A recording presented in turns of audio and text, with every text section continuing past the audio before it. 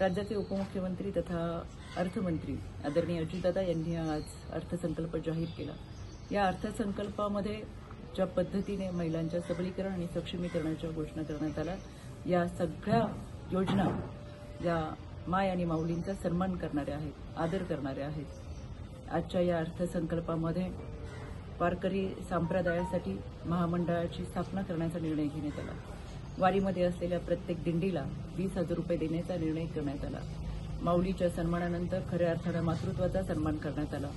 आईसाठी, बहिणीसाठी, मातृत्वासाठी लाडकी बहीण ही योजना आणण्यात आली।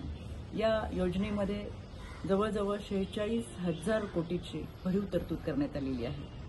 मुख्यमंत्री अन्नपूर्णा योजनेमध्ये प्रत्येक कुटुंबाला वर्षाला 3 मोफत सिलेंडर असेल, पिंक रिक्षा योजना असेल, लखपती योजना असेल, बचत गटांसाठी 15,000वरून 30,000वरती असलेली भरीव तरतूद असेल। या सगळ्या योजनांबरोबर मागील असलेल्या लेक लाडकी योजना, मातृवंदना योजना यासाठी देखील भरीव तरतूद करण्यात आली। एकंदरीत आदरणीय दादांनी आजचा मांडलेला अर्थसंकल्प आमच्या महिला भगिनींच्या सबलीकरण आणि सक्षमीकरणाला बळकटी देणारा आहे। महाराष्ट्रातल्या तमाम महिला भगिनींच्या वतीने मी आदरणीय दादांचे मनापासून आभार व्यक्त करते आणि खऱ्या अर्थानं आजचा अर्थसंकल्प हा आमच्या महिला भगिनींच्या पुढच्या वाटचालीसाठी एक मोलाचे योगदान ठरणारे आहे।